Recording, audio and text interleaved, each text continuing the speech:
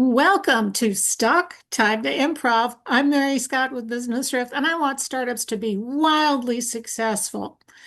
Today, we're going to be talking about how to use a quiz to generate leads, and our special guest is Maiko Sakai. Thank you for coming, Maiko. Hi, thank you so much for having me. I'm so excited to be here.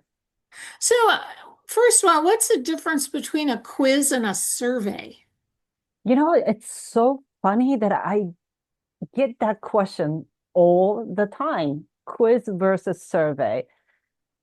I wanted to start from very simple differentiating factor, which is survey is all about the organization or company or corporations running it. On the flip side, quiz is all about people who are taking it. So that's the difference. Why is that? Here's the thing. I guest lectured at a university recently, and I asked the same question. And to my surprise, a lot of those students have taken surveys recently. They said that. That was a real surprise to me. I thought that nobody would take any surveys, only because all the questions are geared towards those corporations or organizations wanting to learn about them, but they come up with all sorts of incentives to make them want to take it, which is fine, not a problem. But the quiz should be designed to give them more insights about themselves or give them a chance to learn about themselves. So the setup is different completely. And most of the time, quizzes are a lot more gamified, so the people will love to take them. Okay, so if you're a startup business, you want to spark some interest and some engagement, right? Mhm. So, how would a quiz help do that?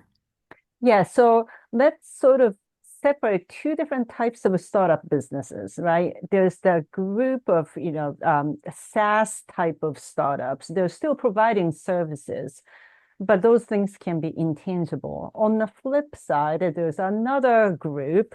They may have a tangible products with technology or something. I would recommend it differently for those two different groups. So, for example, for sales, like SaaS companies or service-based tech startups, I would like them to consider what would educate new users. What would make them sticky to what they're offering?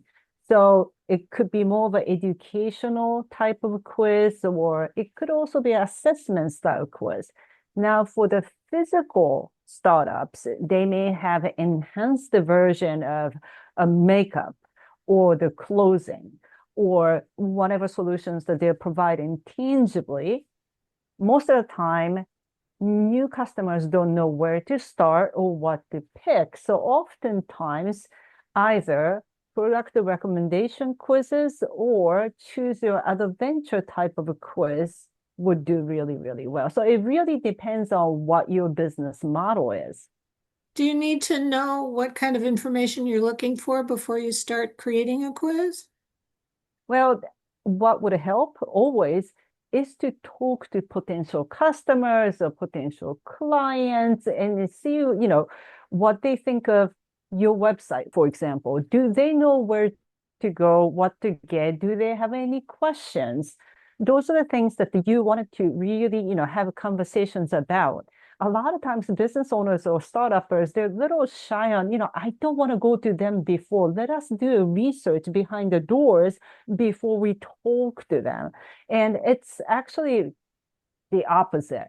I would recommend, you talk to them over the phone and Zoom, or, it could be only 5 minutes or 10 minutes.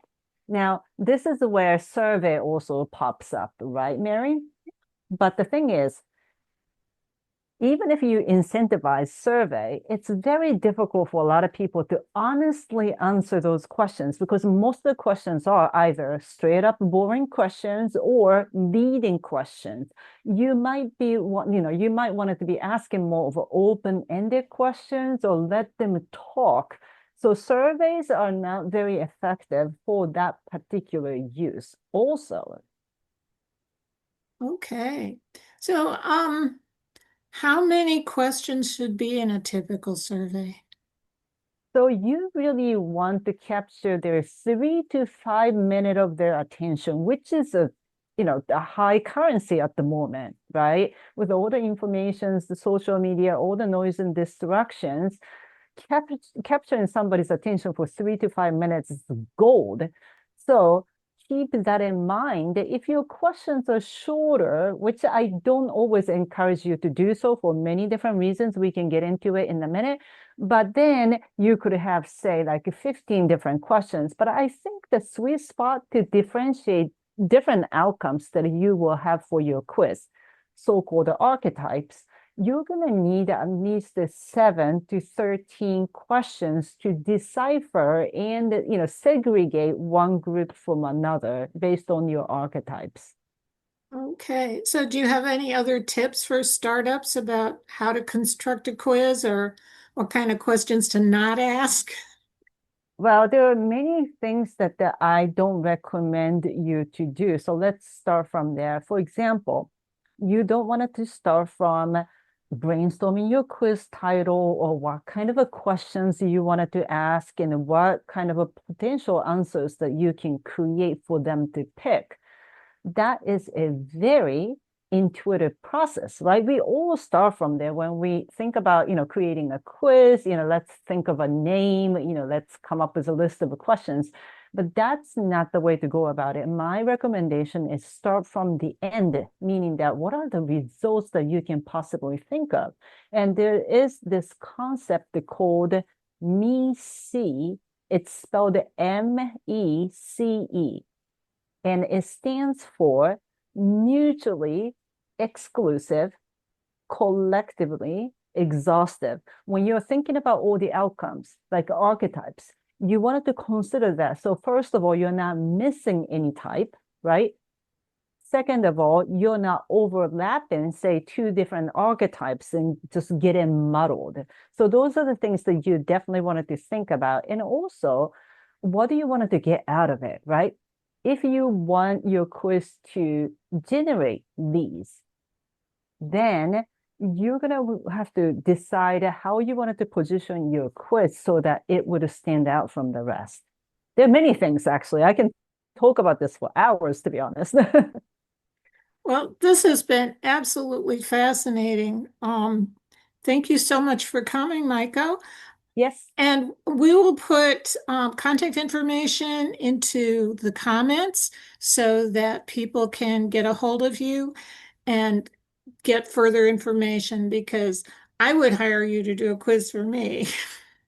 Yeah, no, honestly, there are many different ways to actually get in touch with me. So, maybe we can add all those things later in the comments. But I have this PDF blueprint that shows you the steps that you can take so you don't start from the wrong place. So that's one thing. It's free. And also, I can do an audit. It's a quick audit if you already have one. If you don't have one, no problem. Just share with me the ideas. What do you want to get out of this quiz? Then we can talk about, the things that you can work on immediately. So there are many ways. So just get in touch with me with any questions. Thank you again, Maiko Sakai from Airtight Concepts. And I'm Mary Scott with Business Riff. I want startups to be wildly successful. And one of the best things you can do to accomplish that is book a call with me at businessriff.com. And join us again next time for Stuck, Time to Improv.